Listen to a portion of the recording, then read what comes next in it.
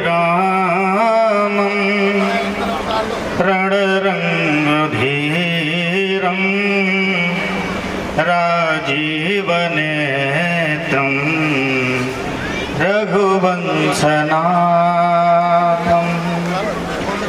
कारुण्यरूपं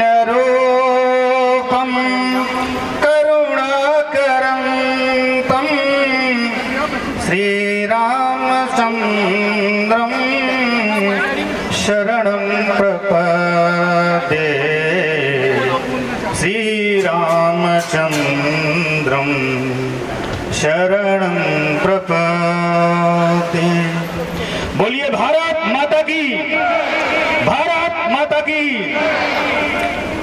मैं राम की धरती से आया हूं और राम जन्मभूमि आंदोलन में अलीगढ़ का क्या योगदान है ये किसी से छुपा नहीं है। बंधुओं माताओं, आप लोगों का उद्घोष ऐसा होना चाहिए कि आवाज अयोध्या तक जाए। बोलिए भारत माता की, भारत माता की, भारत माता की।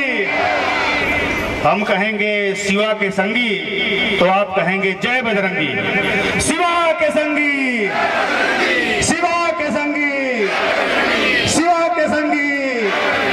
वंदे वंदे वंदे। बंधुओं माताओं, आप लोगों से कुछ छुपा नहीं है। हिंदू हिंदू भाई भाई ये सब जानते हैं। ऐसा नहीं कि आप कुछ जानते नहीं हैं, आप पढ़े लिखे नहीं हैं। आप लोग यहाँ जो उपस्थित हैं, पंच परिवर्तन की बात है तो मनो परिवर्तन पहले होना चाहिए। तो पहले कार्यक्रम का शुभारंभ करने से पहले मंच पर उपस्थित हमारे परम पूज्य मुख्य अतिथि तनुजी महाराज और अध्यक्ष जी अग्रवाल जी, जिसका नाम नहीं ले रहे हैं वो और महत्वपूर्ण है। आप सबको सादर जय सिया राम। और उपस्थित जो आप श्रोतागण हैं, यदि आप ना हो तो वक्ता कुछ भी बोले उस बोलने का कोई अर्थ नहीं। आप हैं तभी हम समर्थ हैं और आप नहीं तो हम व्यर्थ हैं। तो बंधुओं माताओं, आज हम लोग जो उपस्थित हैं, उपस्थित क्यों हैं, इसी पर विचार करना है। और हम हिंदू हैं तो हिंदू क्यों हैं। क्या जो उद्घोष हम यहाँ कर रहे हैं, 26 जनवरी 15 अगस्त को हम गीत गाते हैं, ऐ मेरे प्यारे वतन, ऐ मेरे बिछड़े चमन, तुझ पे दिल कुर्बान। तो क्या ये गीत पाकिस्तान में गाया जाता है, अफगानिस्तान में गाया जाता है? क्या गाया जाता था? गाया जाता था, लेकिन गाया जाता नहीं है। न ईरान में गाया जाता है, न अफगानिस्तान में गाया जाता है, न बांग्लादेश में गाया जाता है, न पाकिस्तान में गाया जाता है। ये तो आप सभी जानते हैं। हिंदुस्तान में भी कुछ लोग नहीं गाते। गाते नहीं गाते, वंदे मातरम नहीं कहना चाहते। इसी धरती का ऑक्सीजन लेते हैं। ऑक्सीजन की कीमत क्या है? कभी आप हॉस्पिटल में जाएं तो कीमत समझ में आ जाएगी। इस ऑक्सीजन का निर्माण किसने किया है? हमारे ऋषियों ने, हमारे महर्षियों ने किया। ये जो स्वस्थ ऑक्सीजन आपको हमको मिल रहा है तो वंदे मातरम गाने के नाते ही मिल रहा है। तो बंधुओं माताओं, ताली तो हम खूब बजाएं, लेकिन हमें याद रखना है। अच्छा, याद क्यों रखना है? क्योंकि मानव का प्रधान गुण है भूलना। मनुष्य भूल जाता है। भूलने के नाते याद दिलाने के लिए ही ये कार्यक्रम हमारे यहाँ होते रहते हैं। कथा भागवत होता रहता है, उत्सव होता रहता है। ये भी सनातन का उत्सव है। उत्सवी समाज, उत्सवी राष्ट्र ये कभी हारता नहीं है। हमारा देश उत्सवों का है, रोने धोने का उत्सव नहीं मनाते हम। ज्यादा वाणी को आगे नहीं बढ़ाते हुए आप सोचेंगे कि हेडगेवार जी ने, आदरणीय परम पूज्य हेडगेवार जी को संघ की स्थापना क्यों सूझी, मन में क्या आया। अच्छा, उस समय तो आजादी की लड़ाई के लिए हमारे रणबांकुरे, जिनकी अभी मौत नहीं आई थी, रेख नहीं आई थी, वो भी आंदोलन में कूदे हुए थे। किसी कवि ने लिखा है, अभी अभी ये होठ हुए थे सांवले कि माँ ने उनको घुट्टियों में जाने क्या पिला दिया, जब हुए जवान तो जहान को हिला दिया। उस क्रांतिकारियों की बेला में बंधुओं माताओं, हेडगेवार जी को क्या सूझी कि हमें संघ की स्थापना करनी चाहिए। क्या मन में विचार आया? उनके मन में विचार यही आया कि एक दिन हम अपने वीरों को, अपनी मातृभूमि को श्रद्धा भाव जब कम होगा तो ये आरएसएस, ये संघ हमें उनको याद दिलाएगा। बंधुओं माताओं, आज शताब्दी वर्ष समारोह में जो पंच परिवर्तन की बात हम लोग कर रहे हैं, कुटुंब प्रबोधन, एक कुटुंब से ही हम राष्ट्र का निर्माण कर सकते हैं। यदि हम परिवार के ही लड़ाई झगड़े में व्यस्त रहे, चाचा ताऊ से, भाई से, बंधु से लड़ते रहे, तो फिर राष्ट्र की हम कहाँ सोच सकते हैं? हमारे पास टाइम ही नहीं मिलेगा। हम उस धरती से आए हैं, प्रभु राम की धरती, अयोध्या जैसे राज्य। अयोध्या राज्य की क्या विशेषता आप तो सब जानते हैं। वहां न आंधी आता है, न तूफान आता है, न बाढ़ आता है।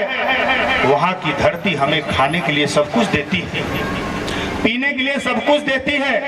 ऐसे समृद्धशाली राज्य को राम ने भरत के लिए छोड़ा तो भरत ने फुटबॉल बनाकर राम जी की ओर भेज दिया। बंधुओं माताओं, तो हमें राम जी से ही ये सीखना चाहिए, राम से शुरू होता है और राम पे ही अंत होता है। तो कुटुंब प्रबोधन के द्वारा ही हम राष्ट्र का निर्माण कर सकते हैं। बंधुओं, आज कुटुंब की क्या हालत है। आज भाई भाई से बोलता नहीं, 1 इंच 2 इंच 1 फुट 2 फुट एक खिड़की के लिए लड़ाई झगड़ा करते रहते हैं, मरते मिटते रहते हैं, जबकि जाना कुछ नहीं है, साथ में कुछ नहीं जाना है। जानते हैं कि युधिष्ठिर आए, रावण आए, मानधाता आए, सब चले गए।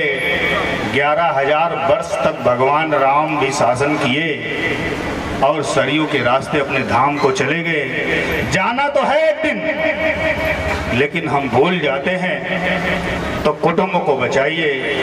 यदि कुटुंब है तभी सनातन है, तभी भारत है, अन्यथा भारत बचने वाला नहीं है। बंधुओं माताओं, क्या कहें, आप लोग तो इतने मन से सुन रहे हैं, इतने आनंद से सुन रहे हैं कि दिल गदगद हो गया, मन प्रसन्न हो गया।